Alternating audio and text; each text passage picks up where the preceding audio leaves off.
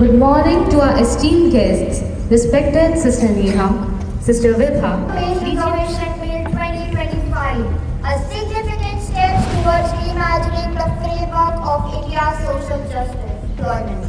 Speaker Ma'am, for decades, reservation has been extended based on caste identity, with the noble intention of uplifting to enable the backward classes to catch up.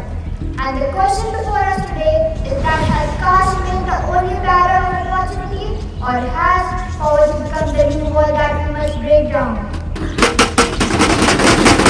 We stand here to represent them who know that there is a miracle and it exists in our constitution, just not for them because they come under the unreserved. Is this really equality? Do we think that we are helping the poor through this? The Supreme Court has said that if any reservation limit exceeds 50%, it violates the equal access that our constitution promises. Is this equality? We are actually denying what our constitution is offering us. This is not a small change. It cuts to the heart how we pursue justice, equality and inclusion in our society. Our party has always stood on the principles laid down by Dr. B.R. Ambedkar, a visionary who understood that centuries of social exclusion cannot be undone by numbers alone. बराबरी की बात तब होगी जब मैदान एक सा होगा, अभी तो जख्म है बाकी, पहले मरहम तो होने दो। आर्थिक गरीबी कुछ सालों की हो सकती है, लेकिन सामाजिक बहिष्कार पीढ़ियों तक पीछा नहीं छोड़ता। Even a rich student from a backward caste might be denied equal treatment in the society. Can money erase discrimination? No, it cannot. How will we define income? On papers. We know how easily income certificates are underreported. This bill, if passed by the truly marginalized, will suffer again. Our constitution maker included caste-based reservation not as a charity but as justice. The opposition has proposed that the reservation should be solely income-based while the Indian cabinet progressive respected members we cannot forget the fundamental truth of constitution uphold. Caste-based reservation is not about poverty, it is about the historical injustice and social exclusion. जिस नारी के सपनों की चिता पर समाज की मर्यादा रखी गई है, उसका हक छीनना इंसानियत नहीं अपराध है। आरक्षण हमारी कमजोरी नहीं है, ये सदियों की चोटों का हिसाब है, और जो हिसाब अधूरा रहता है वो अधूरा ही बना दिया जाता है। From my ministry perspective, many women and children from backward communities still face those deep-rooted discrimination in access to education, healthcare and safety, even if they are not economically poor. This reservation is the only tool that has given millions of women a voice, a job and even a life. Let us not be fooled by such polished arguments and sugar-coated reforms. You can measure income in rupees, but you cannot measure the centuries of humiliation in numbers for a women born in Dalit tribal household. Respected members, life is not about income baskets. It's about survival dignity. जान का जान औरत के बाद सदियों से सहती वो हर एक प्रहार, न शिक्षा मिली थी न मिला फरमान, आरक्षित ही करना था उसका पहला संविधान। In rural areas drop out of school, yet there is no reservation, no aid and no seats for them. You can avoid the poverty and the caste and the invisible. I ask if the poor girls from general category is below the poverty line, yet their children are denied benefits because their caste is on the list. According to NSS 2021, 33% of poor are from the general category but receive less than 10% of welfare benefits. You said caste-based reservation gave women a life. Yes, it did, but now it's giving life to those already stereotyped. I oppose Honorable Speaker Ma'am and respected members of Parliament. Our memories, imaginaries, where one runner has been team for generation and other always had a smooth track. If we ask them to run today, is it a fair race? No, that's a lie in the name of reform. Caste-based reservation is not a system of sympathy, it's the smallest effort towards long-delayed justice. Caste identities do not carry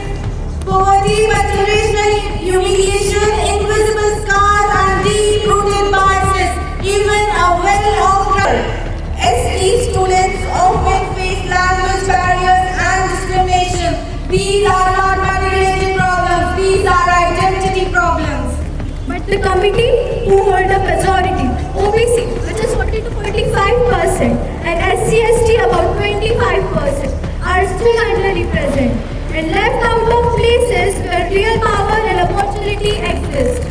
Some people claim the general category isn't getting benefits, but just look at the numbers. They already dominate top jobs, institutions, and decision-making posts, while marginalized communities That OBC are 40% of the population, but only 27% of the top jobs. But should jobs be given by population or by merit? Representation must come from preparation and quality education, not fixed quota. As the education minister of this nation, I have visited hundreds of schools where students still study under a tree shade, schools where a single teacher handled 5 classes together at once. And let me say this with conviction, in today's India, real development is not about caste. It's about classroom without electricity, books without pages, and students without future, simply because of poverty. You are only talking about economic aspect, so let me tell you about the caste aspect. The dropout rate of SC/ST students is 40% higher than that of the upper class students. As Finance Minister, I want to make it your notice about the employment discrimination. The students from same college, having same degree, having same capabilities, you will be shocked to know that when they approach for private employment, the possibility of the upper class getting the job is 30% higher. आरक्षण वो सीढ़ी है जो उन्हें ऊपर चढ़ने का मौका देता है, जिनकी जमीन भी कभी छीन ली गई. And Miss Sharma, you were talking about the poverty rate. So let me tell you about the poverty rate. The poverty rate of SC is 30%, ST is 40%. 7 out of 10 students never make it to college, not because they lack merit, but because they lack the capital.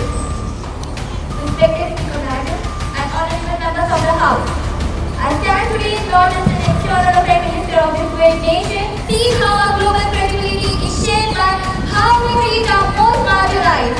The world causes not just our economic rights, but also our social justice. Conclusion to Article 15 and 16 provides for caste-based discrimination on social and educational backwardness, not just economic. 10% by the rest, 49.5% is still caste-based. So the question is, when SC/ST candidates are being given relaxed entry to IIT, NEET and top jobs, why still claim that exclusion is the only reason why underrepresentation at the top? Let's not blame the system for everything. It's not a lack of access, it's a lack of output. Thank you. According to the Odisha Tribal Development Report, almost 77% of tribal families still live in multi-dimensional poverty, despite of having caste-based reservation. This is the result because they suffer from lack of income, health service, clean water and infrastructure. Caste-based reservation is useful, but it fails to reach the most needy ones. are being selected on base of their caste and economic status rather than purely on merit.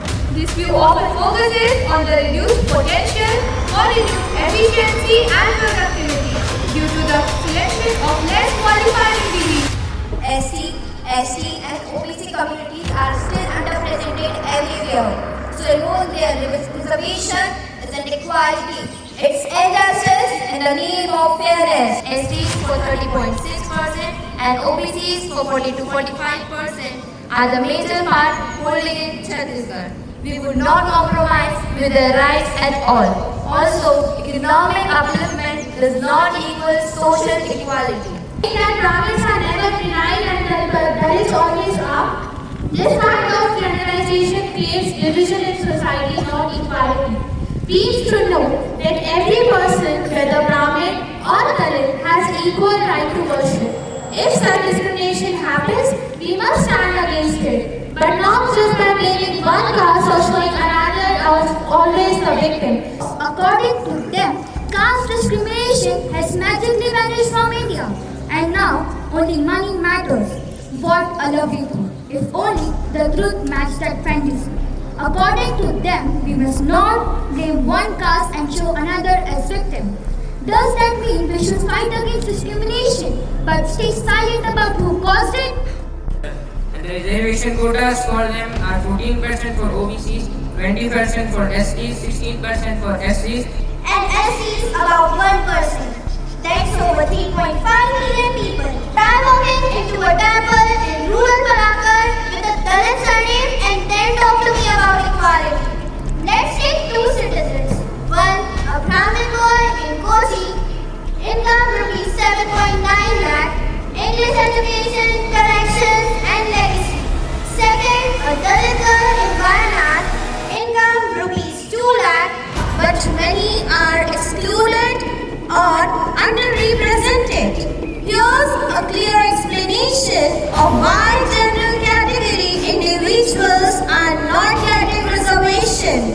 In Rajasthan, they are not covered under caste-based quota. One that prioritizes economic suffering over caste identity. In my Uttar Pradesh, 40% of the middle class families earn more than 5 lakh per year. OBC and STs were denied rights for centuries, not for being poor, but for their caste. Even today, upper caste males get more job qualifiers than Dalit or OBC males. In Telangana, backward classes are the largest demographic bloc, collectively comprising over half of the population, that is 56.33%.